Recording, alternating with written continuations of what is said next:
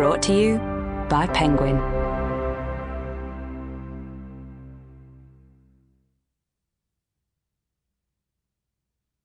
Call for the Dead by John le Carré. Read by Simon Russell Beale.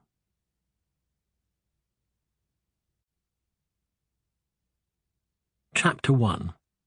A Brief History of George Smiley. When Lady Anne Sercombe married George Smiley towards the end of the war, she described him to her astonished Mayfair friends as breathtakingly ordinary. When she left him 2 years later in favour of a Cuban motor racing driver, she announced enigmatically that if she hadn't left him then, she never could have done. And Viscount Sorley made a special journey to his club to observe that the cat was out of the bag. This remark, which enjoyed a brief season as a mot, can only be understood by those who knew Smiley.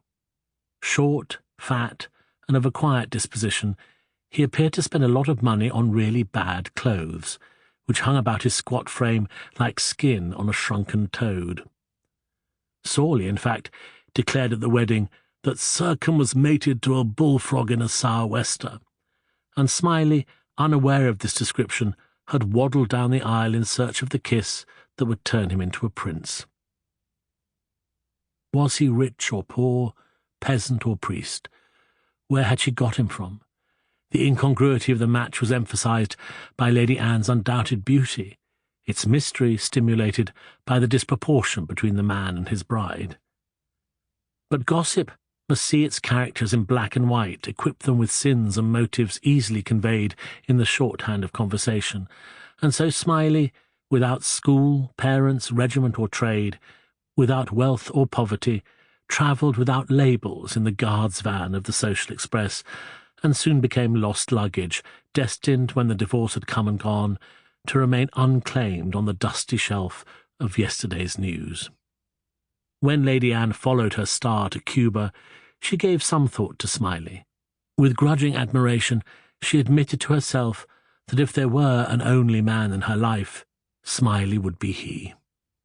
She was gratified in retrospect that she had demonstrated this by holy matrimony. The effect of Lady Anne's departure upon her former husband did not interest society, which indeed is unconcerned with the aftermath of sensation. Yet it would be interesting to know what Sorley and his flock might have made of Smiley's reaction.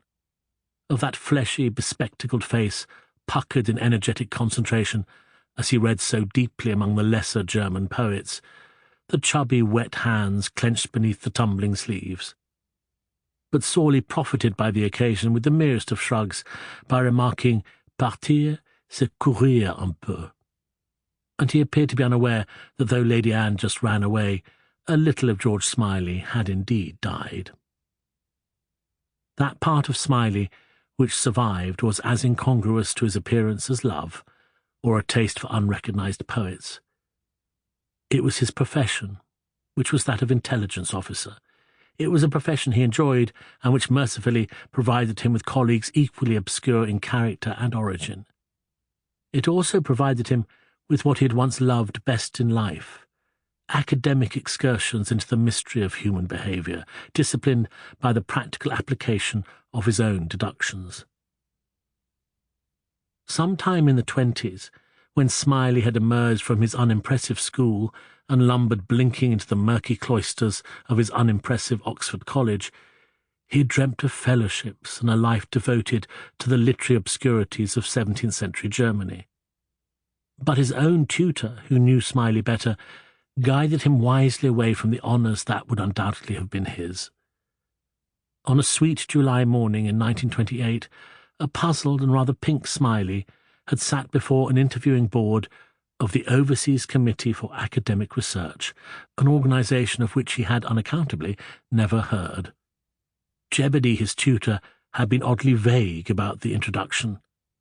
"Give these people a try, Smiley. They might have you, and they pay badly enough to guarantee you decent company." But Smiley was annoyed and said so. It worried him that Jebediah, usually so precise, was so evasive. In a slight huff, he agreed to postpone his reply. Sample complete. Ready to continue?